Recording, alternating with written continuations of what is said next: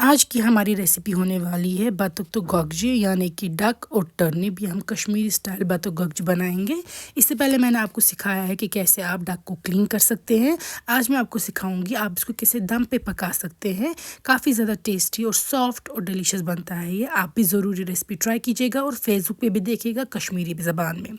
यहाँ पे मैंने आपको दिखाया था कि डक को मैंने अच्छे से रोस्ट किया है, क्लीन किया है। अब हम इसको हल्दी वाले पानी में एक उबाल लाएंगे ताकि ये अच्छे से पूरी तरीके से साफ़ हो जाए। आपको एक बर्तन में पानी लेना है, उसमें हल्दी ऐड करनी है। एक उबाल जब हल्दी वाले पानी को आएगी फिर आप डक डालेंगे इसमें। डक को भी आप एक उबाल लाएंगे, फिर निकाल देंगे, रखेंगे ड्रेन होने के लिए। एक बार वॉश करेंगे इसको, फिर ड्रेन होने के लिए रख देंगे। यहाँ पे मैंने टर्निप को पील किया था, शलगम को, इसको मैंने नमक में फेंका था। वॉश करने के बाद मैं इसको भी हल्दी वाले पानी में एक उबाल लाऊंगी और एक उबाल आने के बाद इसको जब निकालेंगे आप, फिर आप इसको फिर से ठंडे पानी से धोएंगे, फिर रखेंगे इसको पानी टपकने के लिए, क्योंकि ये फ्राई होने के टाइम वरना छींटे उठेंगी तेल में। यहाँ मैं मस्टर्ड ऑयल ले रही हूँ, जिसमें कि अक्सर हम कश्मीरी कुकिंग करते थे। तो मस्टर्ड ऑयल जब गर्म हो जाएगा उसके बाद हम इसमें फ्राई करेंगे चीज़ें। मस्टर्ड ऑयल थोड़ा सा ज़्यादा मैं ले रही हूँ क्वांटिटी में, क्योंकि मुझे इसी मस्टर्ड ऑयल में प्याज, गोगजी सब कुछ फ्राई करना है। यहाँ पे मैं फ़िलहाल एक प्याज फ्राई कर रही हूँ अच्छे से, जिस तरीके से हम बरिस्ता तैयार करते हैं, क्रिस्पी। फिर निकाल के रखेंगे प्याज को आप प्लेट पे। सेम मस्टर्ड ऑयल में अब मैं डक फ्राई कर रही हूँ। इसको मैंने पहले हल्दी वाले पानी से निकाल के एक बार ठंडे पानी से धोया था, फिर ड्रेन करने के लिए रखा था। अच्छे से आप डक के पीसेस को फ्राई कर देंगे हर तरफ से, और पूरे डक को जब आप फ्राई करेंगे फिर आप इसी सेम तेल में बाकी कुकिंग भी करेंगे और डक को फिर निकाल के रखेंगे आप प्लेट पे।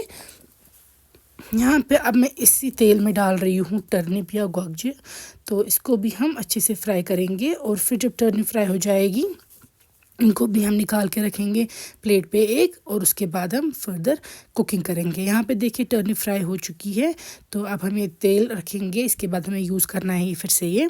यहाँ पे मैंने जो डक है या बतख उसको डाल दी है प्रेशर कुकर में पानी में, क्योंकि डक बहुत हार्ड होता है कुकिंग में। तो पहले हम इसको प्रेशर कुकर में हाफ़ डन करेंगे, उसके बाद हम इसको पकाएंगे दम पे। यहाँ पे मैंने डाल दी है छोटी इलायची, बड़ी इलायची, दालचीनी और लौंग। इसमें क्वांटिटी आप अपने मुताबिक एडजस्ट कर सकते हैं। नमक 1 चम्मच या जितना आप खाते हैं। साबुत गार्लिक मैंने ऐड किया है। साथ में डालूंगी मैं यहाँ पे हल्दी। हल्दी का आप डालेंगे इस स्टेज पे आधी चम्मच तक, टीस्पून। तो उसके बाद मिक्स करेंगे।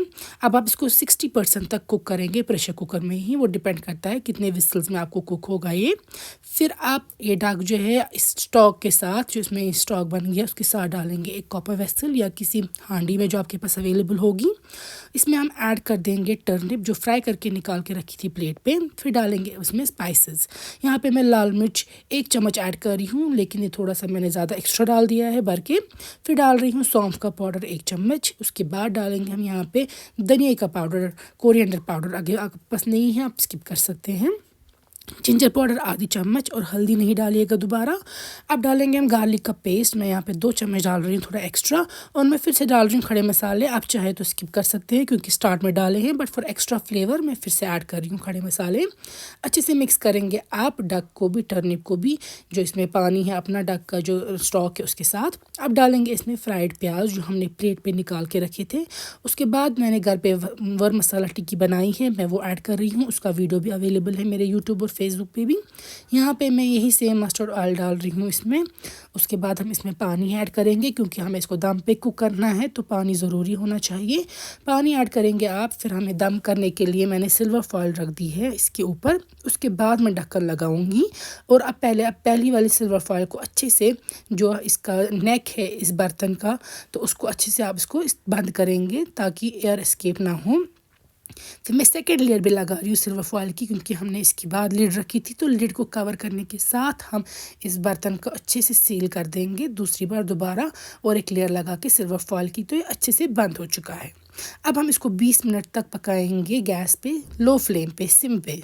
उसके बाद 20 मिनट बाद हमारा बतख गोगजी जो है वो तैयार है। आप देख सकते हैं कितना खूबसूरत कलर इसमें आया है और कितना टेस्टी और डिलीशियस ही लग रहा है। मैं आपको जो है बतख है तोड़ के भी दिखाऊंगी, क्योंकि अक्सर जो है बतख है थोड़ा हार्ड रह जाता है लोगों को, लेकिन इस तरीके से स्लो कुक करने से काफ़ी ज़्यादा ज़बरदस्त तरीके से सॉफ्ट हो चुका है और टेस्टी भी।